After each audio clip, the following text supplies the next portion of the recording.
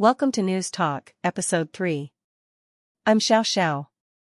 Today we're talking about something painfully relatable. Why does a stock always drop the moment you buy it? And I'm Yun Young. This hits close to home.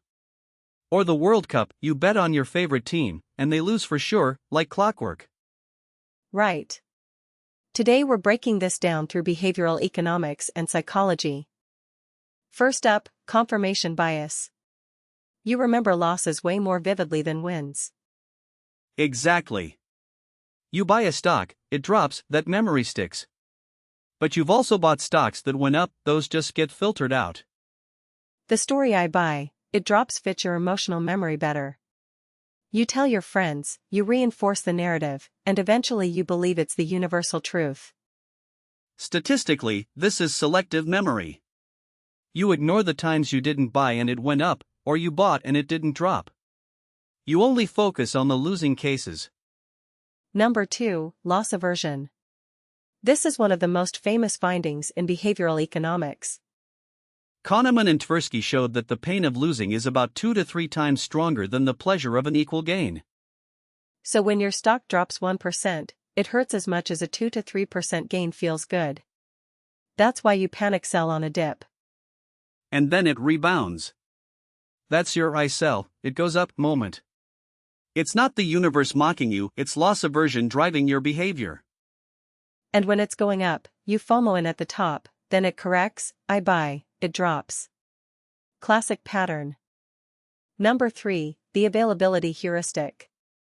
The easier something is to recall, the more likely you think it is. The media loves reporting retail investors wiped out or market crash incoming, it gets clicks. You see this every day and start believing losses are the norm. The stock market trends upward over the long term, but media amplification makes risk feel omnipresent. The more anxious you are, the worse your decisions get. Lesson 1 of investing: learn to tune out the noise. Number 4, the gambler's fallacy. If a stock goes up 3 days in a row, you think it has to drop on day 4. That's a classic probability mistake. Each move in an efficient market is independent, like a coin flip. 5 heads in a row, the 6th is still 50-50. But our brains are pattern seekers. We feel it's due for a correction, so we sell, and then it keeps going up. A lot of people who missed the big bull runs were victims of the gambler's fallacy. World Cup betting adds another layer. When you bet on your favorite team, it's no longer about probability. That's emotional bias. As a fan, your evaluation is anything but objective. You overestimate their strength and underestimate the opponent. You tell yourself, I've supported them for years, they've got this, but the team has no idea who you are and doesn't care if you bet on them. There's also the illusion of control. You read the stats, analyzed the lineup, studied the odds, and convinced yourself you can predict the outcome. But soccer has massive randomness. And remember, the house always wins.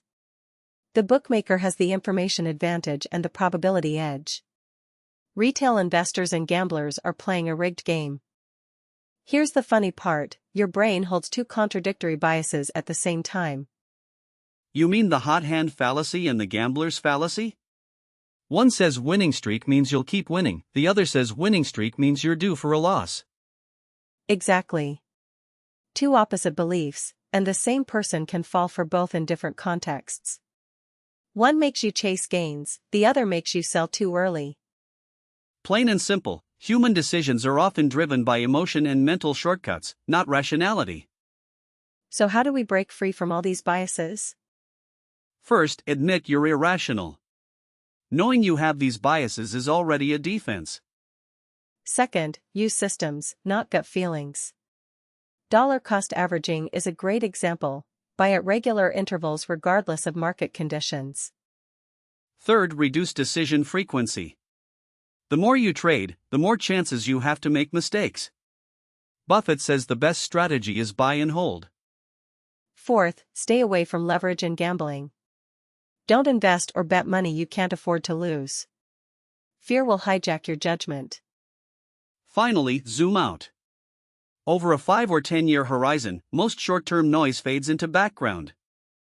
Bottom line, I buy, it drops isn't your fault, it's how the human brain evolved. But understanding these biases is the first step to change. That's all for this episode of News Talk. Whether you're investing or watching the game, stay rational and stay relaxed. Hope your stocks go up and your teams win. See you next time.